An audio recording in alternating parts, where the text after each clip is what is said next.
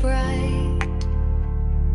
Research consulting leaders we train, empowering all through joy and pain. Imagine a brighter future for Africa, where businesses thrive, government flourish, and leaders excel. At Africa Business Affairs, we drive growth and innovation by serving as a bridge between Africa and the global community. Our services include research, consulting, and leadership development for businesses and government. Join us in creating lasting impact across Africa. Visit www.afriba.org or contact us at info@afriba.org, or you could call 0703 402 0766. Africa Business Affairs, empowering Africa for a brighter future.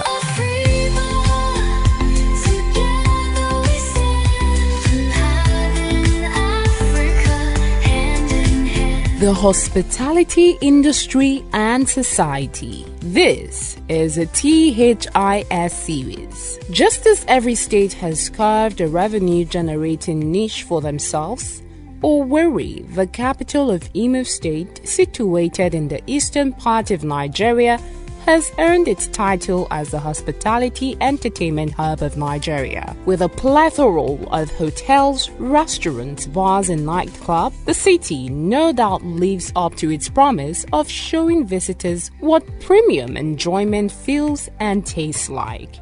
An entertainment culture that has earned it a nickname, Owerri Alangwori, which means Owerri, a place of merriment.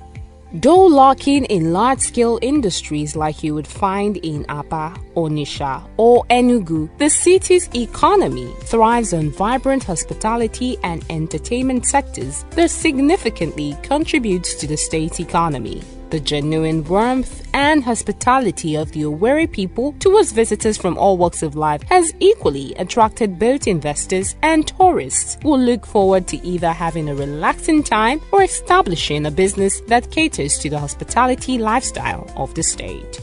This hospitality sector draws local and foreign investors eager to tap into Nigeria's tourism potential by investing in hotels, resorts, eateries, and recreational facilities, thereby stimulating the economic and infrastructural development of the sector, which contributes immensely to the state internally generated revenue (IGR) and by extension the country's GDP.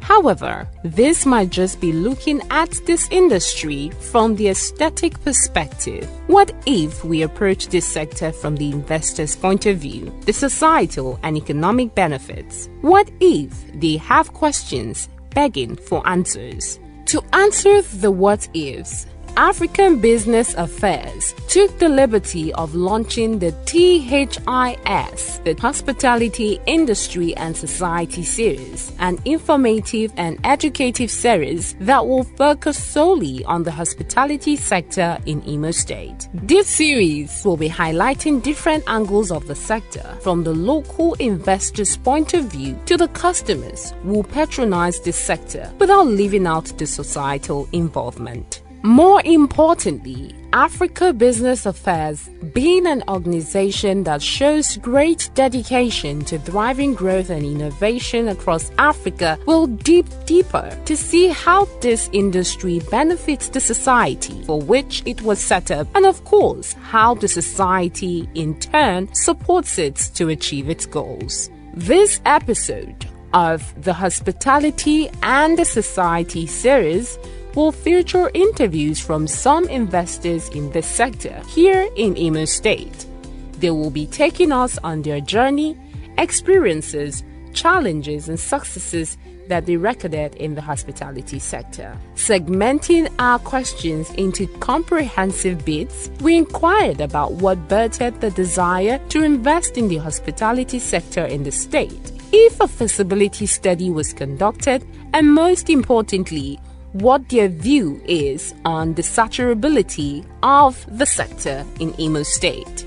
Responding to the question, the managing director of Mavis Hotel and Suites, Philip Ogazi, a retired banker who opened his hotel in the year 2011, cited that the hotel business is a fantastic hub for hospitality, where he thought he could replicate the service format he garnered from the banking experience. But in this case, rather than offering corporate financial services, he delved into offering hospitality service. Yes, my hotel opened February 2011. The industry as at then was very good. The hotel business in Owerri from that 2011 up till before COVID was fantastic. You can't take out the fact that the Southeast, especially Owerri, is a hub for hospitality, because as at then, people who come to do business in Onitsha, Aba, Port Harcourt, Umuahia, they come to Owerri to stay in hotels and do their business from Owerri. They travel to Port Harcourt, they travel to Aba, Umuahia, Onitsha, and come back to Owerri in the evening to stay. So hotel business, when I opened it, my own hotel in 2011 till up to the COVID period, was fantastic. Yes, I used to be a banker for 25 years. Oh. I was in Southeast all through. I didn't touch outside Southeast. What prompted me to choose a hotel business is personally, I like interfacing. The banking industry, as you know, is service driven. You come in contact with people, you talk to them, you convince them to do business. Banking is money. I felt hospitality is service. You talk to people, and instead of offering them money, you offer them rooms and other things. So you will see that it's in line with what I know how to do. So instead of continuing banking, selling money, and offering corporate financial services, I delved into offering hospitality, because it's all service. I love service. The managing director of the Legend Hotel, Professor Bertrand Ozumba, who retired from one of the prestigious oil companies in the country, cited his chief reason was the desire to invest in a business that would propagate Igbo cultural communal prosperity, which in Igbo translates to Akurono. Professor Ozumba, who ventured into the sector in the year 2008, highlighted the drop in occupancy rate from 85% in 2008 to 30% in 2025. Sharing the same view is Dr. Etofolam Osuji, MNI, who retired from the banking industry as a deputy general manager in 2012. He disclosed that he established the business in 2015 in order to drive economical development home. I left the banking industry as a deputy general manager. Prior to that time, I had bought this land in Owerri, and I felt, honestly, being honest to yourself, I felt that there is no future in Nigeria for anybody, because everything that is being done and done primarily is against the Southeast. Government does not patronize the Southeast. So I decided that instead of me putting the hotel in Lagos or Abuja, I opted to go home. In the event that I'm no longer around, my children will not have any problem having the assets being put under forced sale for whatever reason the then government of the country or with the state will do. I opted Akuriolo. I decided to take my investment to the east. Dr. Ogunyemi Odunayo, a consultant in the hospitality sector and the Vice President of the Federation of Tourism Association of Nigeria Southeast Region, who has garnered 25 years managerial skill in the industry, described Imo State as one of the cities that is leading in the sector due to its conducive and hospitable environment. If you look at Owerri, in Nigeria of today, Owerri is among the cities that are leading in terms of hospitality. The rate at which hospitality is growing in Owerri because of the conducive environment. He, however, highlighted the importance of a feasibility study to understand its prospects. You see, they will be making a business mistake if you don't do a feasibility study of the business you want to venture into. You are expected to do a feasibility study and see the prospect in that business. If you find out there is no prospect in the business, I'll tell you not to invest your money there. When asked if a proper feasibility study was carried out before venturing into the sector, Dr. Etofolam disclosed that he contacted a company to conduct a feasibility study, which was later cemented by the financial and operational knowledge he has garnered as a chartered accountant. I had wanted to open the best bakery in Imo State. When I brought it up to my children said, "No, Daddy, bakery should be a component of the hotel rather than being a standalone business." And I felt that actually you go to Continental Hotel in Abuja, they have a bakery section that people buy bread from. Go to anywhere and they also have a bakery business. So I opened my eyes, started looking at the hotel business, started looking at the industry. I got across to Trevor. One gentleman called Trevor from is a South African who is into hospitality business in Nigeria. And after discussing with him for some time, I said, "Okay, this is the best time to just start moving." Unfortunately, that didn't really crystallize the way it ought to have crystallized. The feasibility study was conducted by Trevor. I've forgotten their name now, but it was him who did the feasibility study. And with my finance knowledge, I could understand his templates very easily and how it dovetails into the other operational aspects of the business. Responding to the same question, Philip Ogazi said he conducted his feasibility study on hotel and school hostels and discovered that the hotel business was more lucrative. I was actually 20 years in banking then, so I was really grinding down towards retirement. I was really getting tired of banking. So I was looking for what to do after banking. So, where I had 1 or 2 plots of land, I said, okay, why not let me go into hostel business? But I looked at the number of a hostel, did my feasibility on hotel. The numbers was times 10. I said, look, I need to go into hotel business because I have actually experienced it. That was what prompted me to go into that industry. When it comes to saturability, the hotel industry has had quite a number of investors trooping in, despite what seemed to look like a saturation from an outsider's perspective. Countering the notion, Dr. Etofolam highlighted that the sector is far from saturated. Market was not saturated because now, if you look at Owerri, the position of Owerri, you have Aba, you have Port Harcourt, you have Onitsha, you have Umuahia. And all these places bring in guests to Owerri over the weekends. By Monday to Wednesday, it's a little bit a lull period in hotel business in Owerri. But from Thursday, activities shoot up. And when activities shoot up, I mean every aspect that every supply chain is involved in that occasion. So the thing keeps rolling. An answer that reflects the stance of Professor Ozumba, who agreed that the state has a good accommodation capacity. And more than enough, given the customer base, that's more than enough. Where you are now, this 50, that's 72, okay, this is close, but by the time you get to, Angel and all those things, within this area, or just within 100 meters of this place, you have over 500 capacity. The last time the NBA held their, because they are the biggest trade union, they didn't have accommodation problem. The lawyers, when they did their, I think that was 2019 or 2000, they didn't have accommodation problem. We were not full, we were 40 something, we didn't get to 50. So they were not able to fill the hotels in order. And if NBA couldn't fill it, who? At the Chemical Society, they are coming here, how many are there? Probably less than 200. So what again can you bring that we won't swallow? If we can swallow NBA, the next one is the doctors. Those ones are fewer. The lawyers are more.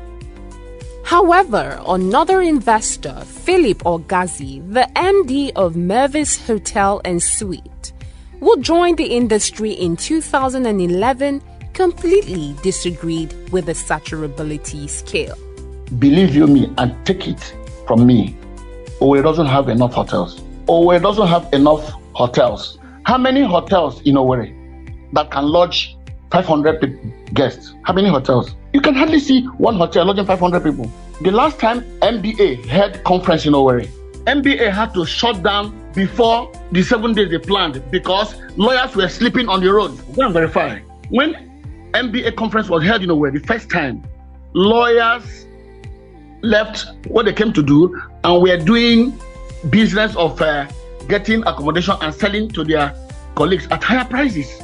Swinging from a different angle, Dr. Dunayo clamored for the need for tourist attraction to further attract tourists to the state, which he suggested will further impact the industry. You see, it's not all about just building a hotel and then you go and sit down. I have this interface program with the government. If hotels keep coming up this way and there is no program by the government to attract tourists that will use these facilities, or by the government to create sites where the tourists can visit, I mean, we need this attraction. It's not just about building a hotel and you're just expecting money without. As a vice president of Southeast FTAM, I have the duty to attract tourists to Southeast as a whole. And these are things I interface with the government to discuss on how to grow tourism in the Southeast. So it is the response from the government that is really going to impact this business. That is, it will go a long way to encourage people, because it is something you look at in operating a business. When you open the business, what is the government doing? What are the policies on ground? This episode of the hospitality industry and the society will look into the customer service delivery and the training programs organized by hoteliers for their staff members. Customer service is the core of the hospitality sector. In order for hotels to attract and retain customers, their service delivery would need to attain a satisfactory standard. We inquired from our interviewees what their take was on customer service in Owerri. Answering that, Professor Ozumba highlighted the different model in service delivery obtained in Owerri hotels compared to hotels elsewhere. Customer service is the most important service a hotel renders. Because if you don't treat your customers well, they will never come back. Yeah, but the hotel, services here the models are different, they're a little different. Let me tell you what used to happen. Before, when we had the barrier war and we had 40-40, we had some of these clubs, people come to just go for the clubs. So people come, and where it has a different catering system. People don't eat in the hotel. They eat. There's one where there are all sorts of centers where they do specialties in cooking or bar. So people come and go there to go and eat, but they stay in the hotel. So here, like in my own case, most people come to sleep. It's a quiet place. Yeah. So I'm not heavy on catering, for example. Yeah. Because where people like eating out.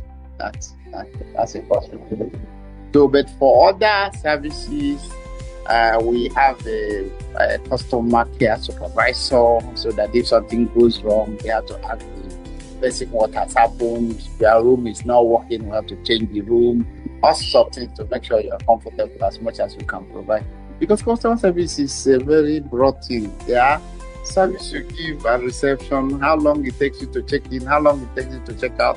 When you order for your food, how long it takes to come.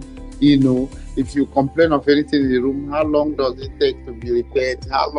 Okay, in the US, where I'm very conversant with, customer service is non-existent. You have just one person, except of the big hotel.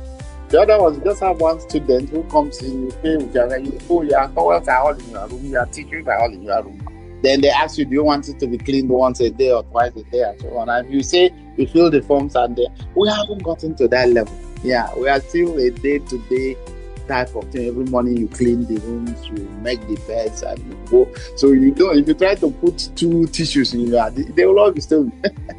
Yeah, if you put 2 towels, you'll all be missing. Yeah, so we haven't gotten to that level. But that is, they only have like 1 or 2 people. And the hotel is very close to restaurant, so that if you want to eat, you go to the restaurant and eat, so they don't provide accommodation. I think we are moving closer to that, I'm moving closer to that, removing catering and just having, of course, you have tea machines and you have bar disease, you can put your card and get your beer and so on and so on. Nobody talks to you. So I think we will be moving towards that, but then, we don't have light here. So it's an issue. Of course, for the maximum customer satisfaction to be witnessed, especially in the area of service delivery, a periodical training program needs to be conducted to equip the staff with the right skills and knowledge needed to deliver exceptional service to the customers. This therefore begs the question on how often do the hotels in Owerri conduct these training programs for their staff members.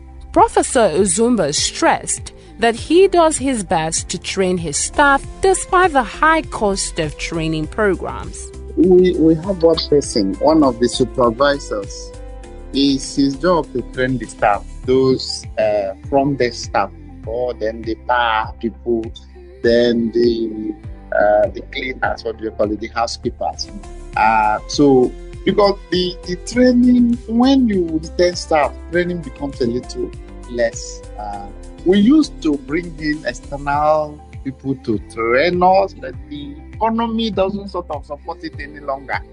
It doesn't. But there are some, the hotel or hotelized organization organized, and where you pay, maybe 20,000, 10,000, yes, you can send 1 or 2 of your staff. But to organize it for your hotel, that is, but when I was in Shell, what I used to do was, like the safety supervisor, my wife was the head of biodiversity, and biodiversity was in the environment. And then she could send a safety supervisor to come and talk about safety, things like that, inspect the hotel, and make sure that we have put in everything where they're supposed to be, and things like that. Yes, we used to do that. But now, like I said, occupancy is less than 30%. So that means you have less than 20 people, mostly 15. Philip Ogazi of Mervis Suite disclosed how heavy his hotel is on staff and managerial training. Many hotels are not known for a particular service. You come to a hotel today, you come back next year, you are seeing what made you come the first time, you may not be saying it. So continuity of service. Service delivery is a problem in most hotels. Service delivery. That I can pride in my hotel because of my experience in banking. I can tell you my core management has been with me since inception. So all what we do is when new staff are employed, we train them with our core values and we render service. Mervis has a brand. So most customers who come to us have been with us for the past 14 years. They come and they see the same thing. They tell us, your service don't change. So this is what is lacking in so many hotels in Imo State.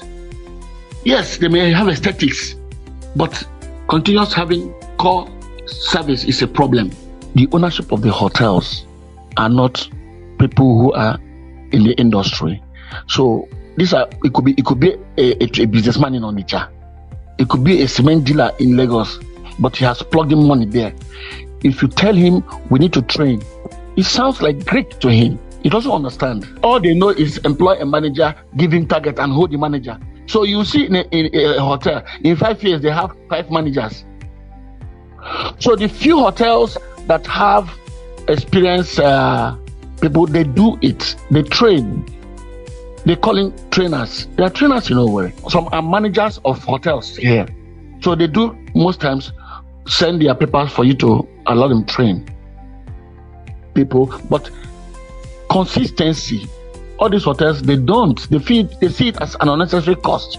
Dr. Ogunyemi, a veteran consultant, cited the lack of training program in Owerri as one of the reasons why some hotels in the state are recording low patronage.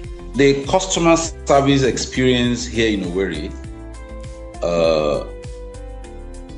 cannot be compared to Abuja, Lagos, and probably Port Harcourt and some other cities. Simply because we have a mentality here in Imo State. If you go to Abuja, for example, as a member of staff of a hotel in Abuja, if you have lodged in Abuja before now, you'll find out that your experience in Abuja and what you have in Owerri, there is a slight difference. The training program is lacking in most cases in Owerri because some of the investors don't understand what it takes to retain a staff. One, retaining a staff, you must be able to equip this staff the needed knowledge to perform the duty. And if you do this, you will see results from their performance. They find it difficult to call professionals to come and train their staff on regular basis.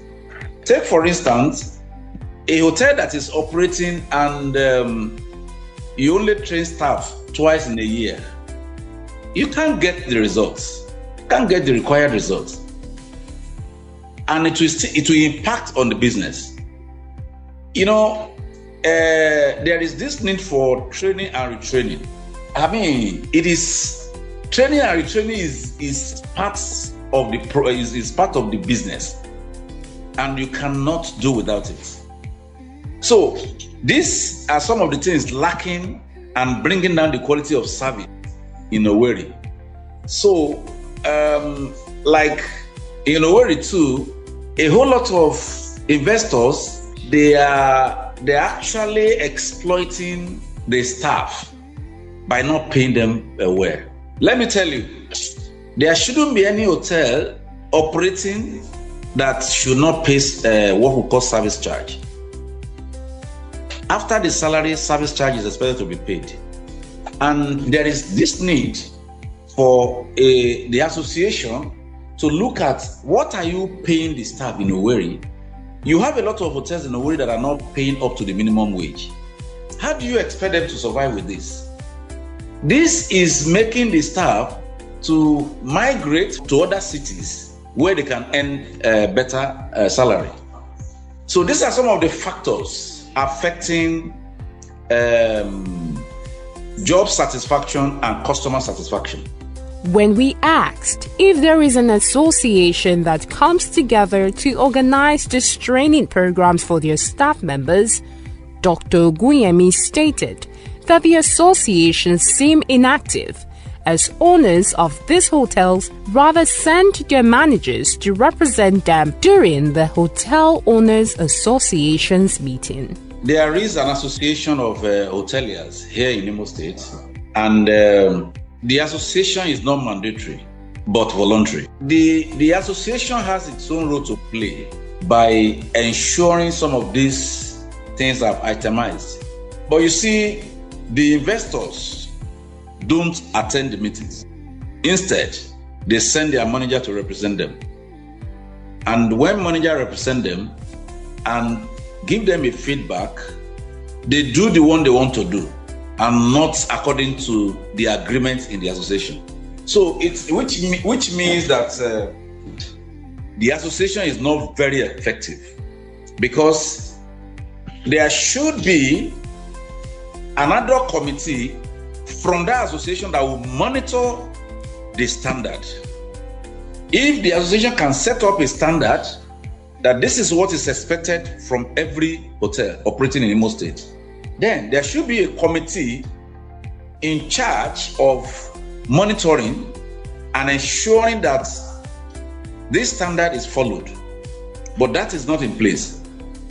So the association has a long way to go, and the investors need to be fully part of this association so that they will be abreast with what is happening that will help the business. You know, a lot of investors are just after what they will make. This revelation correlates with Dr. Tofolam's take on customer service in the state, which he described as a critical issue. It's a critical issue because it is operating at less than 32%. Whereas if it's operating at 61, 67%, I can say, yeah, this is good. But it is very, very poor because of the high rate of turnover of staff. As a hotelier, what is primary at the back of my mind is how to have regular, repeat customers and to be able to position the hotel in a manner that once people strike into Owerri, the first order of business will be to hear about the good hotels and they will check in. Now, most of the bookings we normally were doing earlier on came through hotel.ng. They make recommendations, people go through them, and they book hotels with us, they book rooms with us. Now, and feedback is always key to whatever we are doing. Now, if we as Maranatha ensure that our feedbacks are quite good, quite positive, then we'll be very happy about it. We will know that we are doing something that is tangible to the society. Even if it is price that is going to affect us, it should be known by everybody that too. These guys are very good, but they are pricey. But if you come into a hotel environment and there is a tardy approach to welcoming you and all that, you will not like to go and be a repeat customer to that hotel.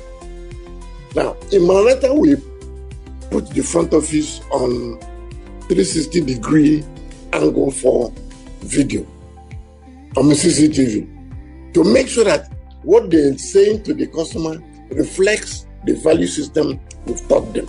That is what we believe was the right approach and is the right approach. Speaking on periodic staff training, Dr. Tofolam affirmed the importance of training programs. However, he decried the unavailability of funds to conduct these training programs as frequent as they ought to be. When I started the hotel, we had consultants come from Lagos to spend 2 weeks with them. We had consultants talk to them how to handle food, how to carry your tray, how to do. The training was comprehensive.